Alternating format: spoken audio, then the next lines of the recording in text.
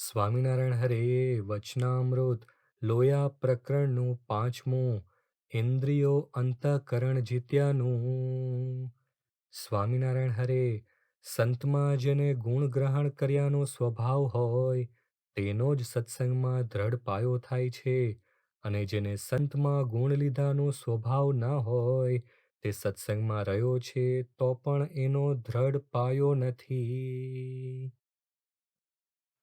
સ્વામિનારાયણ હરે વચનામૃત ગઢડા પ્રથમ પ્રકરણનું 24મું જ્ઞાનની સ્થિતિનું મહાત્મ્ય રૂપી ખટાઈનું.